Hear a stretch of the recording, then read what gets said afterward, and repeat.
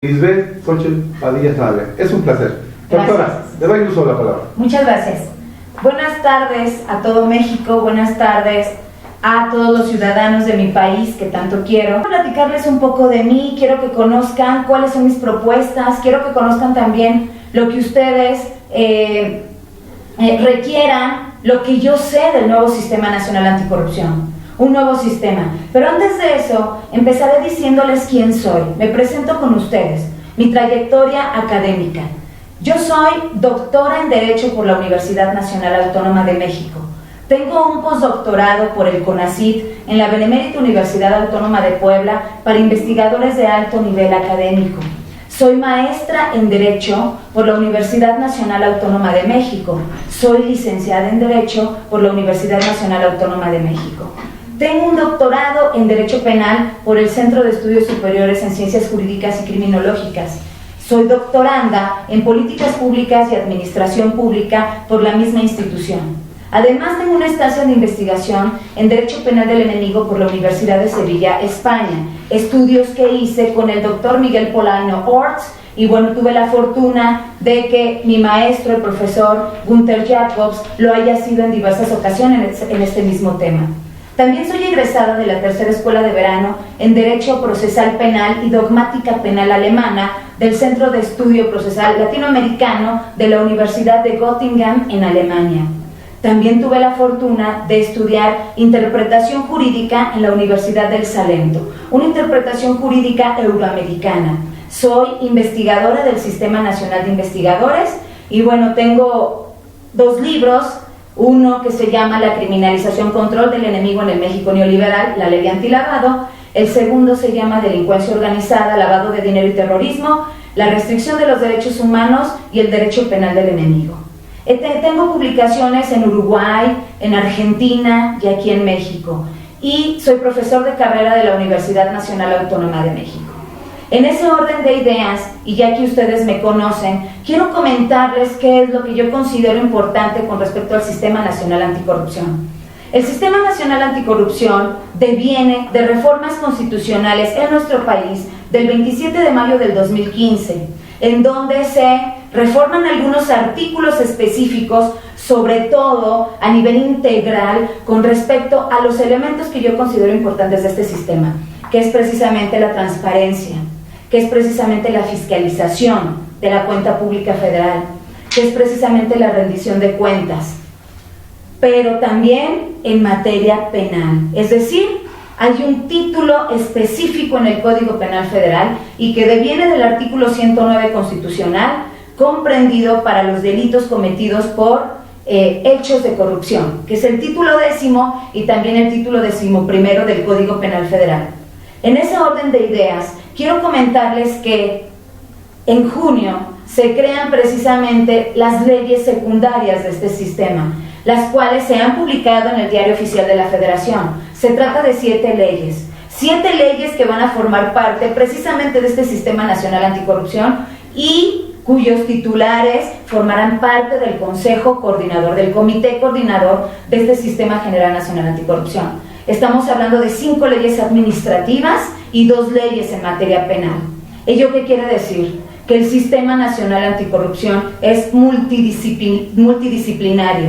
No solamente se refiere a la parte de la transparencia, se refiere a la parte de la rendición de cuentas o se refiere a la parte de la corrupción, sino que se refiere también a la materia penal. En ese orden de ideas, es importantísimo que el nuevo titular a fiscal especializado en materia de delitos de hechos de corrupción conozca el nuevo sistema penal acusatorio adversarial. ¿Cuáles son los protocolos, las características, los pasos para la obtención de la prueba lícita? Porque sin ese conocimiento, sin ese requisito, en ese orden de ideas, lo que sucede es que no se va a poder judicializar un asunto. En términos menos técnicos, les pudiera decir que no se va a poder librar una orden de aprehensión en contra de un servidor público corrupto. Pero no solamente debe conocer el nuevo sistema penal acusatorio adversarial, también debe conocer el nuevo procedimiento que se encuentra en la Ley Federal contra la Delincuencia Organizada, que es precisamente un procedimiento distinto al procedimiento garantista que prevé el Código Nacional de Procedimientos Penales y que se instituye en dicha ley el 16 de junio del 2016. También debe conocer el fiscal el tercer proceso penal, un proceso penal que se refiere a los delitos cometidos por hechos fiscales, por delitos fiscales, es decir, el proceso penal, que es distinto al Código Nacional de Procedimientos Penales y a la Ley Federal contra la Delincuencia Organizada, contenido precisamente en el artículo 92 del Código Fiscal Federal, y que también forma parte de las reformas de la miscelánea fiscal que surgieron a la luz jurídica en el Diario Oficial de la Federación en junio de este año. Entonces, las 7 leyes en materia de corrupción, ¿cuáles son? La Ley Orgánica de la Administración Pública Federal, la Ley General de Responsabilidades Administrativas, en donde no solamente a los servidores públicos se les puede fincar una falta administrativa grave o una falta administrativa no grave, sanciones, inhabilitaciones, etcétera, sino también a los particulares en tratándose de las faltas administrativas graves. Tenemos también la Ley General del Sistema Nacional Anticorrupción, en donde vienen todos los elementos necesarios para la coordinación del Sistema Nacional Anticorrupción, es decir, cómo se debe coordinar este sistema a nivel federal, a nivel estatal y también a nivel municipal. También tenemos a la Ley de Fiscalización y Rendición de la Cuenta de la cuenta pública de la Federación, en donde se encuentran todos los aditamentos necesarios de la Auditoría Superior de la Federación, así como también de la Cámara de Diputados para efecto de fiscalizar no solamente a la Federación, sino también a los estados y a los municipios.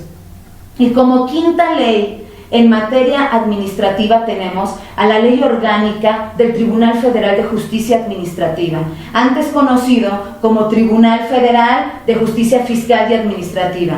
Ahora, este tribunal va a constar de una sección específica que va a llevar a cabo todos los trámites relacionados con faltas administrativas de carácter grave para los servidores públicos y también para los particulares. En ese orden de ideas, el fiscal anticorrupción no solamente debe conocer los 3 procesos penales que yo ya les manifesté, sino también debe saber en específico el procedimiento de transparencia en términos del artículo 6º constitucional y de su ley específica secundaria.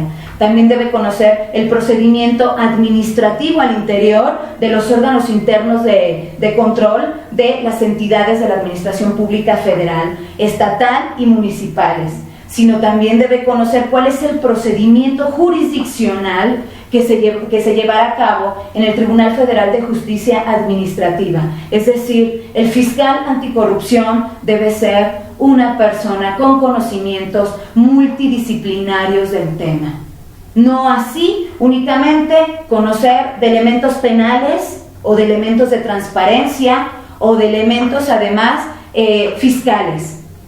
Porque el Sistema Nacional Anticorrupción se rige por un triángulo con respecto a los instrumentos de rendición de cuentas para los servidores públicos, que tenemos específicamente rendición de cuentas patrimonial, la rendición de declaración de interés, de conflicto de intereses y también la declaración fiscal. Este triángulo se ve inmiscuido por procesos penales por procesos jurídicos de tipo penal, de tipo administrativo y de tipo fiscal. Nos remontamos otra vez al Código Fiscal Federal, precisamente con el procedimiento administrativo de ejecución, ya que las sanciones económicas implementadas al servidor público tendrán carácter fiscal y será la Secretaría de Hacienda y Crédito Público, a través de su órgano desconcentrado SAT, el que deberá ejecutar esos créditos fiscales.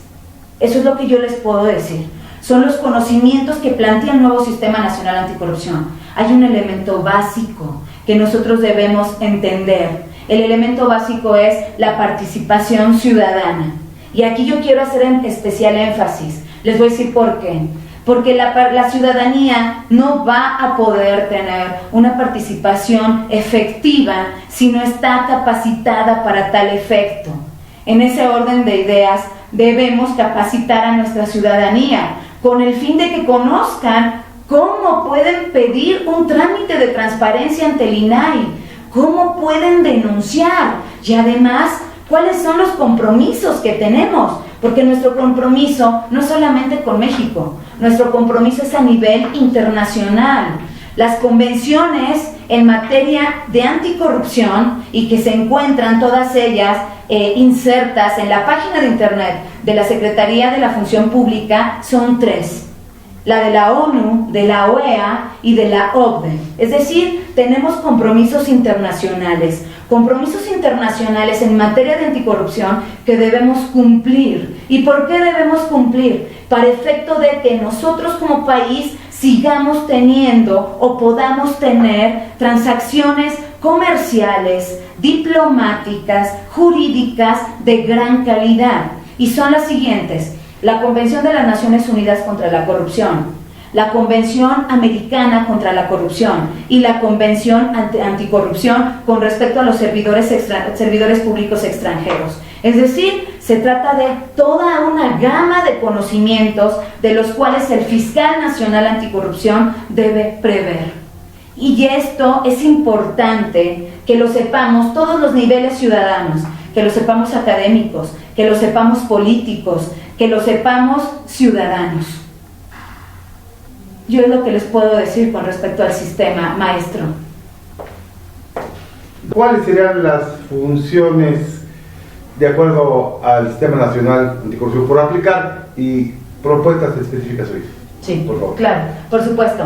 Miren, ¿qué es lo que se haría? ¿Qué es lo que se requiere y cuáles son las propuestas? Primero, dentro del equipo de la Fiscalía Nacional Anticorrupción debe estar inmersa gente especializada en el tema, especializada en el nuevo sistema penal acusatorio adversarial, especializada en delincuencia organizada y especializada en lavado de dinero, operaciones con recursos de procedencia ilícita.